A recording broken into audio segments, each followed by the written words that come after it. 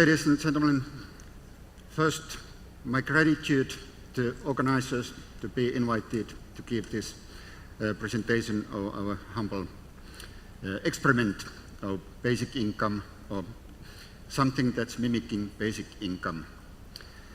And I'll tell you something about the basic background of the basic income experiment in Finland, why we had this kind of experiment in the first place.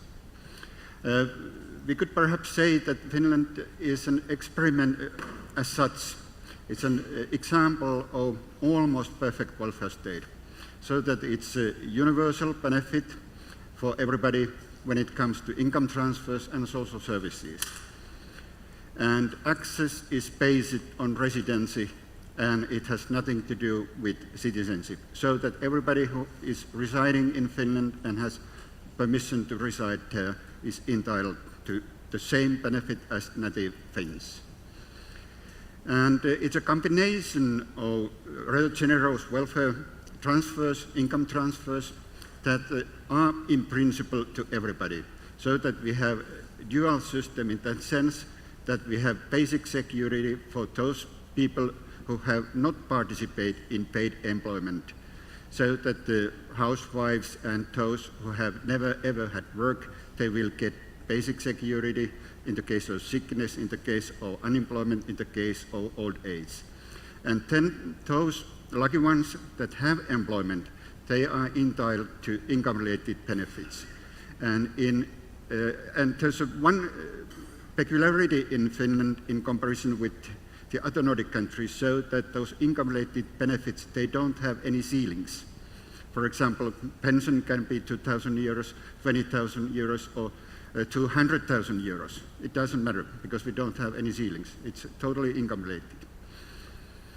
And benefits are usually individual-based, so that it's me, not my family, that is entitled to pensions or social transfers or social services. But anyway, in some cases, for example, when it comes to housing allowances, in that case, the household is the unit that is getting the benefit. And there's a high level of gender equality, low level of inequality when it comes to income, assets, etc. And also there's a high level of income mobility between generations. And in that sense, Finland is a rather open society, so that no one's destiny is dependent that much as it's dependent in many other countries what parents are doing and what's the income level of parents. So that in that sense, for example, Finland is a good example of a Rawlsian welfare state that is open and gives possibilities to education. And also the former speaker was referring to results or education, which kind of skills school children have or pupils have in Finland. They are not that much related to parents' socioeconomic status as in many other countries. And also people are satisfied with lives, and according to some studies, Finland is the most or the happiest country in the world. Of course, the Finns doubt that and say that, of course, we are not. But we know lots of people who are very, very unhappy. But anyway, we could say that this is rather an interesting welfare state. And then in the case that we have that kind of welfare state, the basic question is, why should we then, in that circumstances, have basic income or something mimicking basic income? There are lots of reasons, and the most important reason is related to what the previous speaker referred to, the changes that are taking place in the labor markets. And the social policy system that we created during the industrial era, it perhaps doesn't fit to those circumstances that we will have in the digital future economy. So that those social policy categories and social policy programs that we had created then, something like 50 years ago, perhaps they are not anymore responding to those demands that we have in future. That's one reason behind the experiment that we had. And also we have some problems that are specific to Finland. We have lots of disincentive traps, and it is caused by the fact that Finland is very generous welfare state, and it means that very often it's more beneficial economically to a person to be unemployed and get social benefits than to find employment. And here we can see one example of the current problem that we have. If you look at incomes, and if you have a person who is unemployed and getting all social benefits that are available for him or her, in that case the level is something like, in Helsinki area for a single person, something like 1,400 euros a month net. And then if she finds an employment, in that case her income increases if work income increases up to 1,000 euros a month. But thereafter everything is rather flat. It doesn't play any role if she earns 1,000 euro or 3,000 euro a month. It's always the same. And the reason is given in the lower picture. You can see the effective marginal tax rates, that at the level of 1,000 euro, they are about 100%, so that everything she's earning from employment will be taken away. So that's one reason why the government wanted to see if basic income is a solution to that kind of disincentive problem or incentive trap that we have in Finland. And also there are too many basic security schemes in Finland. My institution is paying out something like 40 different basic income schemes. Basic unemployment benefit, basic sickness benefit, basic rehabilitation benefit, basic this and basic that, 40 times, 40 different schemes. And then the problem is that there's one client who can circulate from unemployment to sickness to social assistance and unemployment. So that and all those benefits are paid out by my institution, Social Insurance of Finland. And the question is that would it be better to combine at least some of those basic benefits? And we can call it basic income, or we can call whatever if we hate the concept of basic income. We can call it income guarantee or whatever, if it's easier for the opponents of basic income to accept it. So that what we are trying in this experiment, we are combining, merging those benefits together and trying to see if it's good for people, if it's good for the employment, and if it's good for national economy. So sometimes when I got the position or the task to plan this experiment, I had a feeling that I would need Tom Cruise to help me because it was a kind of mission impossible. We had very short time period to plan it and very limited resources to carry out this experiment.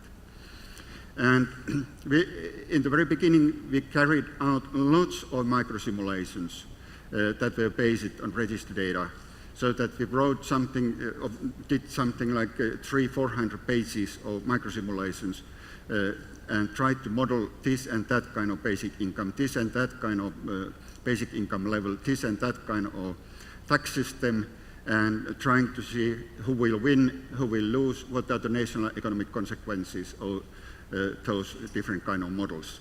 And thereafter we began to plan which kind of model should be applied. And this is just a simple example of our results, or from our results of those microsimulations. And you can see that if basic income would be, for example, 450 euros a month, in that case tax rate would be something like 40%. It means that tax collected on income coming on top of basic income would be 40%, and then it would be possible to finance it. And the higher the basic income, the higher the tax rate, of course, would be. And in the case that it's 750 euros, in that case the tax rate would be something like 50%, so that half of the income would be taken away from that income that would be paid on top of basic income.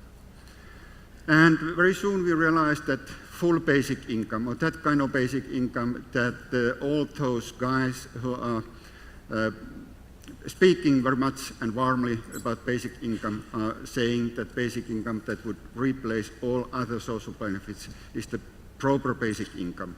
But we pretty soon realized that the level of 1,000 or 1,500 euros a month would be too much for the national economy, and tax rates would be something like 70% or 80%. And even though the Finns love their taxes and their welfare state, that would be too much for that love affair, so that there would be some problems, I would say. And negative income tax was rolled out because we don't have, for the time being, proper income register in Finland. Next year, in the beginning of 2019, we will have an income register that is updated, that will be on monthly basis and probably also on weekly basis. And it would give possibilities to try and have an experiment with negative income taxation, but not the present system, or not that system that we had 5 years ago. It wouldn't allow us to do that kind of treatments. And what I'm very much hoping for, that our government would be clever enough to give possibilities to experiment with negative income taxation models. So then in the end of the day, we had a partial basic income, and the level that we planned was something like 500, 600 euros a month. And then we were pretty proud of the experimental setting that we gave to the government. We had a nationwide random sampling of people, and then we had planned to have also municipal or local experiment with very intensive take-up.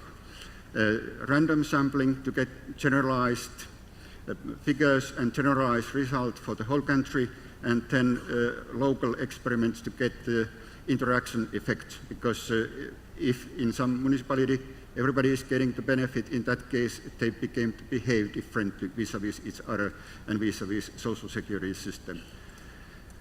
And then we had ideas to take different levels and different taxes or tax rates linked to those different levels. And we were pretty proud of this, and we were planning that we will have something like 10,000 persons in the experiment. And then the Prime Minister said to me that, okay, that you are paying out 15 billions in form of social security from a social security institution, then you can take those money and mimic and change the payment system so that you are mimicking basic income. But pretty soon we came down to the ashes from the sky, because in the very beginning I thought that, okay, we are now masters of the universe and we can do tricks with 10,000 persons and with that kind of research setting. And pretty soon the Minister of Social Affairs said that you can't do that, that you must be satisfied with that 20 millions that the government is giving to you and plan an experiment that fits in the frame of that 20 millions. And therefore it became 560 euros a net and present taxation, and then benefits that are paid to people, and if the benefit is more than 560 euro, in that case a social insurance institution, Kela, compensates the difference. And then as I showed in the very beginning, in the present system people will lose those benefits that they are in the case that they find employment, because lots of those basic security schemes are income tested or tested against work income, and it means that they will lose the benefit if they find employment. But in this case, they will have that 560 euros and they can run or they can lie on the sofa. Anyway, they can have it and keep it. And then the experiment started 2017 and it will end in the end of this year. And I hope very much that the next government will start something with a better experiment than our present experiment, and to expand it to also to other people, because we have only 2,000 unemployed people. And it means that we can study employment behavior or behavioral effects of that 560 euros if it's good enough to enhance people to accept jobs and short-term job offers or not.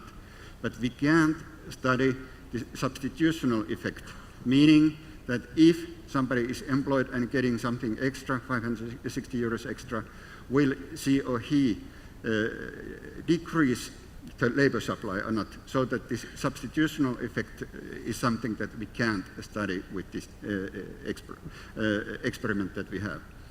But what I'm rather satisfied with is that this is obligatory experiment. It's legally obligatory for everybody that was selected randomly out of 170,000 unemployed people in Finland to participate in the experiment. They must be included, and they can't just jump out and say that I don't like this experiment. And it means that there's no selection bias in our experiment. And also what is good is that we have treatment group, 2,000 unemployed people, and we have a control group, 2,000 unemployed people, and in the very beginning of the experiment they were totally identical when it comes to background factors. And if in the end of the experiment there are differences between those two groups, in that case we can conclude that those differences are caused by the basic income or the treatment, like in medical sciences we can do. So that in that sense, despite the fact that there are problems with our experiment, it's pretty strong in that sense that it's obligatory, it's nationwide, randomized experiment, and there's a control group, a strictly defined control group. And mostly we will use registers when we are evaluating the experiment. And in Finland we have lots of registers. We have registers on income, we have registers on social security, we have registers on health status, which kind of medicine they are eating, which kind of diagnosis they have, which kind of sicknesses they are suffering from, etc., etc., so that we can do lots of tricks by registers. But of course, on the basis of registers, we can't say how people are motivating their behavior. We know what has happened, but we perhaps don't know on the basis of registers why it has happened. And therefore, we will have and conduct surveys, and we will conduct face-to-face interviews among those people who are included in the experimental group and those who are in the control group. And you don't understand anything about this picture, but it shows you why I was hoping to have Tom Cruise with me in the Mission Impossible, impossible, in that sense that when a person comes in the social security scheme, then things begin to happen, and she goes here and here and here. And when we tried to write the legislation of the experiment, we had to take into consideration every single move there, so that you can imagine which kind of nightmare it was to write the law, but we managed. And when people are asking me very often that when this experiment is successful, or if this experiment is successful or not, I have said that this is already a success, because we could have this experiment with human people, we had it obligatory, we could have it as a randomized nationwide sampling, and then we could carry it out in a given time frame that was given by the government to us. And then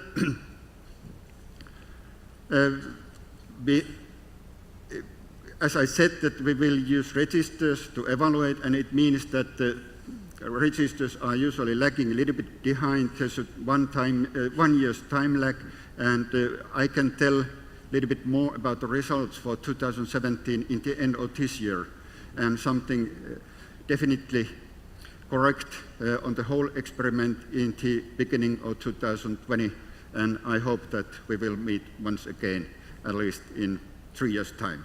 Thank you very much.